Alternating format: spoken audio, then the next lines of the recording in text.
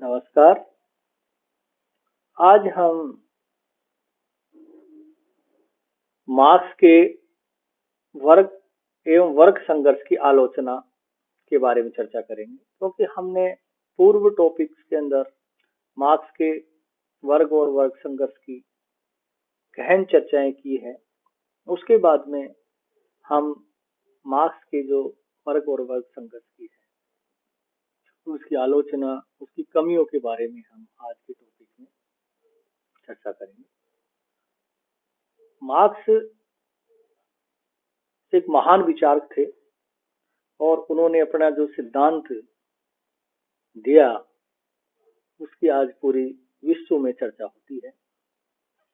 और मार्क्स ने अपनी जो संपूर्ण जीवन है, अपना जो संपूर्ण जीवन है, वो सिर्फ और सिर्फ गरीबों के उत्थान के लिए, ये मान लिए श्रमिक वर्ग के उत्थान के लिए समर्पित किया। और मार्क्स हमेशा पूंजीपतियों की खिलाफत करते रहे। निश्चित रूप से यदि मार्क्स पूंजीपतियों का साथ देते तो मार्क्स पता नहीं कहां से कहां होते या नहीं होते, इसकी मैं नहीं कह सकता, परंतु मार्क्स ने पूंजीपतियों का सीधा सीधा विरोध लेके और श्रमिक वर्ग अर्थात शोषित वर्ग को एक नई दिशा जीने के लिए दी, आगे बढ़ने के लिए दी। तो वो हमेशा श्रमिक वर्गों का एक महान नेता के रूप में याद रहेगा। अब हम यहाँ पर मार्क्स के जो वर्ग और वर्ग संघर्ष की आलोचना है उसके बारे में चर्चा करेंगे। कार्ल मार्क्स के वर्ग और वर्ग संघर्ष से संबंधित विचारों की समाजशास्त्र में अनेक विद्वानों ने कटु आलोचना की है, क्योंकि हमेशा आलोचना करने वाले नहीं होंगे तो हमें तर्क नहीं मिलेगा, और तर्क नहीं मिलेगा तो हम उस चीज को सही और गलत का समझने में हमें भेद मालूम नहीं होगा। तो यहाँ पर आलोचकों ने, जो कार्ल मार्क्स के जो आलोचक थे, उन्होंने कार्ल मार्क्स के वर्ग संघर्ष की आलोचना की है। इसमें पहली आलोचना समस्त समाजों का इतिहास, वर्ग संघर्ष का इतिहास। इस तरीके से जो मार्क्स ने विचार रखा कि आज तक की जो समाज है उसका जो इतिहास है वो वर्ग संघर्ष का इतिहास है। अर्थात हर समाज में वर्ग पाए गए हैं और वर्ग भी दो पाए गए हैं, एक शोषक वर्ग, एक शोषित वर्ग, और इनका इतिहास हमेशा संघर्ष का रहा है।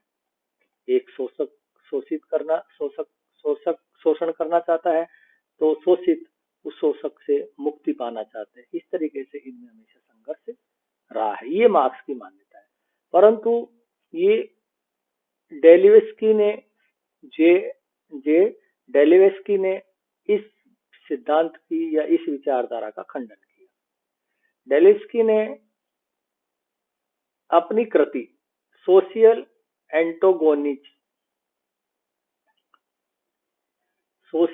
एंटागोनिज्म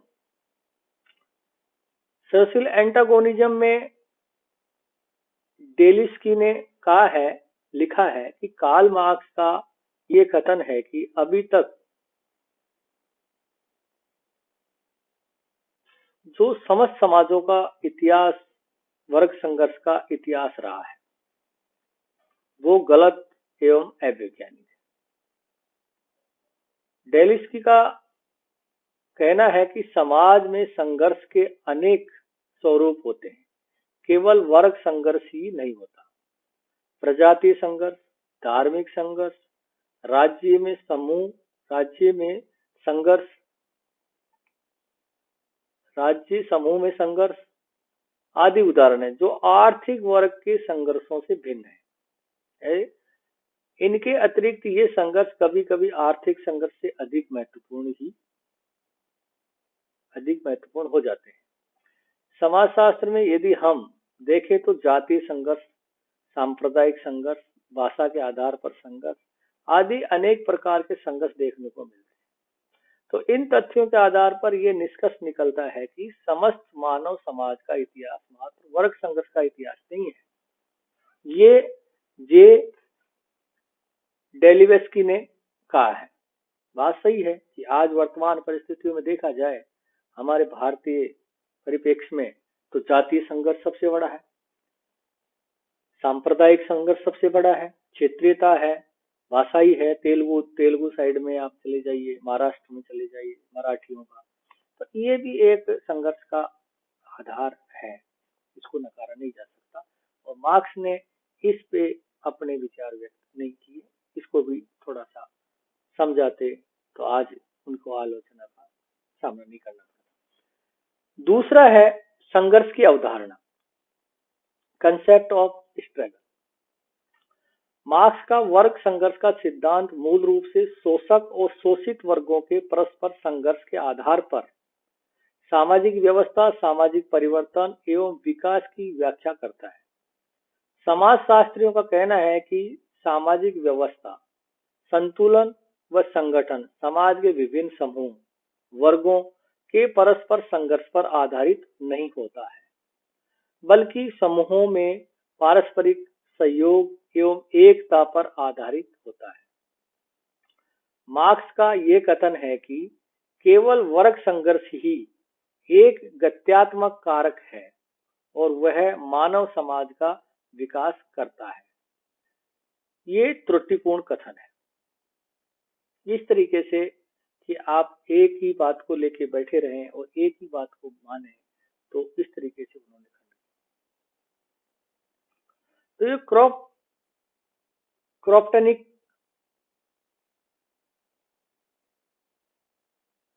क्रॉप्टकिन एक विचारक है, क्रॉप्टकिन। तो क्रॉप्टकिन ने भी इस संघर्ष की अवधारणा को का आलोचना की है, ये विचार का खंडन किया है क्रॉप्टकिन ने। उन्होंने अपनी जो कृति है, पुस्तक है म्यूचुअल एड, तो म्यूचुअल एड एक उनकी विश्वविख्यात कृति है जिसमें क्रॉप्टकिन ने अनेक अन्वेषणों के आधार पर निष्कर्ष निकाला है कि मानवता की प्रगति सहयोग और एकता के कारण हुई है, न कि वर्ग संघर्ष और घृणा और द्वेष के कारण। मार्क्स ने जो सबसे बड़ा ये कहा कि संघर्ष के वर्ग संघर्ष, हत्या का भी उन्होंने जिक्र किया है, इसके माध्यम से ही विकास होगा, साम्यवाद आएगा।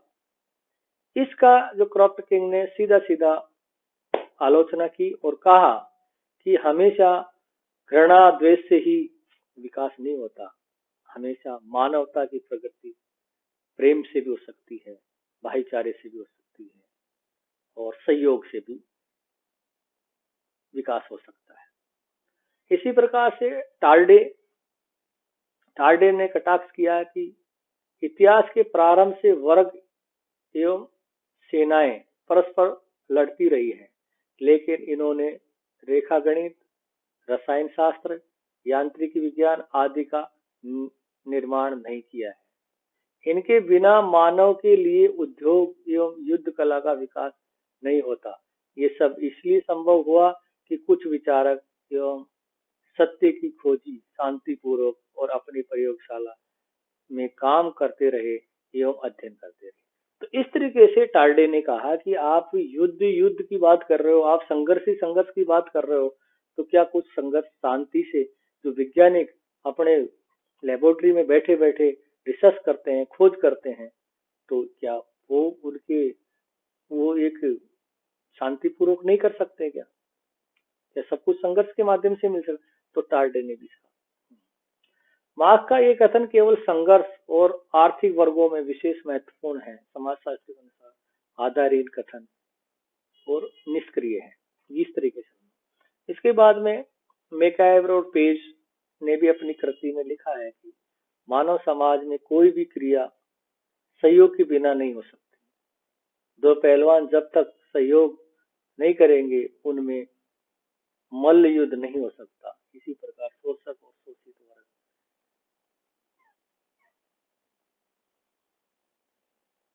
जब तक सहयोग नहीं करेंगे उत्पादन भी संभव नहीं होगा। तो मैकाइवर पेज ने कहा है कि समाज सहयोग है जो संघर्ष को पार करता है।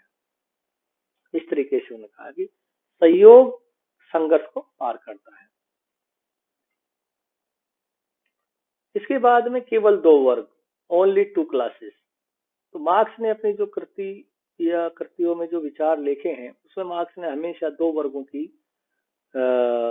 चर्चा की है, जबकि वर्तमान परिप्रेक्ष्य में देखें तो वर्ग 3 भी होते हैं, उच्च वर्ग, मध्यम वर्ग और निम्न वर्ग। तो बीच वाला जो वर्ग था, जो मध्यम वर्ग है, उसकी मार्क्स ने कहीं कल्पना की नहीं। हमेशा मार्क्स ऐतिहासिक भौतिकवाद की व्याख्या करते हैं तो भी वो ये कहते हैं कि हमेशा 2 ही वर्ग होते हैं। वर्ग संघर्ष का ऐतिहासिक परिप्रेक्ष्य बताते हैं तो भी 2 ही वर्ग बताते हैं। तो केवल 2 वर्ग के बारे में विद्वानों का यह मत है कि एक तीसरा भी वर्ग है जिसको हम मार्क्स ने कहीं चर्चा नहीं की। चौथा है सामाजिक और आर्थिक वर्ग। यहाँ पर कार्ल मार्क्स ने अपने वर्ग संघर्ष के सिद्धांत में सामाजिक और आर्थिक वर्ग को एक माना है और समाजशास्त्री दृष्टिकोण से आपका ऐसा मानना है वैज्ञानिक है, एक नहीं है। ये सामाजिक वर्ग अलग है चीज, तो ये भी इन्होंने इसको बताया। इसके बाद में सर्वहारा वर्ग द्वारा क्रांति, रिवोल्यूशन बाय। तो ये सर्वहारा वर्ग है वो उनकी क्रांति की बात करता है हमेशा कि ये सर्वहारा वर्ग हमेशा अपने अधिकार क्रांति के माध्यम से ले सकता है, क्रांति के माध्यम से ले सकता है, खून खराबा करके ले सकता है, विरोध करके ले सकता है। तो कुछ विद्वानों की आपत्ति है कि कभी कभी एक बातचीत के माध्यम से भी ले सकता है, प्रेम के माध्यम से भी लेता है। मार्क्स की ये कल्पना है कि सर्वहारा वर्ग क्रांति करके समाज में साम्यवाद स्थापित करेगा। आपने ये भी कहा कि सर्वहारा बुजुर्ग वर्ग को उखाड़ सकेगा। शोषित वर्ग क्रांति द्वारा समाज को बदलता है। अगर हम मार्क्स के साहित्य का अध्ययन करें तो उसमें ये स्पष्ट हो जाता है कि क्रांति के सूत्रधार बुद्धिजीवी लोग होते हैं। 19वीं शताब्दी में स्वयं मार्क्स ने अपनी कृतियों के द्वारा श्रमिकों में जागृति पैदा की। अपने कम्युनिस्ट पार्टी का घोषणा पत्र में बुजुर्ग वर्ग को उखाड़ फेंकने की योजना के तरीकों क्रमबद्ध और व्यवस्थित रूप से प्रस्तुत किया। तो इस तरीके से विश्व में जितनी भी क्रांति हुई है उसके सूत्रधार बुद्धिजीवी रहे हैं। तो ऐसा नहीं है कि बुद्धिजीवी और पूंजीपति हमेशा शोषक ही रहे हुए हैं, वो हमेशा उनके गरीबों के अच्छे मित्र भी रहे हैं और उन्होंने उनका सहयोग भी किया आगे बढ़ने के लिए। अवधारणा संबंधित आपत्ति। कार्ल मार्क्स के संबंध में वैज्ञानिकों की एक प्रमुख आपत्ति है कि मार्क्स ने अनेक ऐसी अवधारणाएं शब्दों का प्रयोग किया है जो वैज्ञानिक अध्ययनों, निष्कर्षों तथा सिद्धांतों में आपत्तिजनक है। तो ऐसी चीजें उनको नहीं कहना चाहिए, केवल बात। 7वां पॉइंट है वर्ग संघर्ष की परिणाम है सत्य। हमेशा मार्क्स कहता है कि वर्ग संघर्ष होगा तो बहुत महान चेंज होगा, पॉजिटिव चेंज होगा और श्रमिकों के हित में होगा। ऐसा नहीं है, ऐसे नहीं है हर वर्ग संघर्ष में उनके पक्ष में ही हो। तो ये भी उनकी भविष्यवाणी गलत है। मार्क्स ने भविष्यवाणी की थी वर्ग संघर्ष के द्वारा पूंजीवाद समाप्त हो जाएगा, साम्यवाद की स्थापना होगी। आपने पूंजीवाद के सुधार की कल्पना नहीं की, आप हमेशा एक ही पक्ष में अपना ध्यान दे रहे हो। वर्तमान परिस्थिति में मार्क्स इस भविष्यवाणी को प्रमाणित नहीं करते हैं। विश्व के अनेक देशों में श्रमिकों की स्थिति में अनेक सुधार किए गए हैं। पश्चिमी राष्ट्रों, इंग्लैंड, अमेरिका आदि में कानून द्वारा श्रमिकों को अनेक सुविधाएं प्रदान की गई हैं। श्रमिकों की आर्थिक स्थिति में काफी सुधार किए गए हैं। इससे सर्वहारा वर्ग में असंतोष दूर हो गया है और सर्वहारा वर्ग तथा बुजुर्ग वर्ग में संघर्ष भी कम हो गया है। तो यह है कि कुछ कानून बना के भी उनका उद्धार किया जा सकता है। लास्ट और अंतिम है वर्ग संघर्ष की प्रक्रिया है सत्य। कार्ल मार्क्स ने भविष्यवाणी की थी कि वर्ग संघर्ष की प्रक्रिया दासत्व युग, सामंती युग, पूंजीवादी युग से होती हुई साम्यवादी व्यवस्था में पहुंचेगी।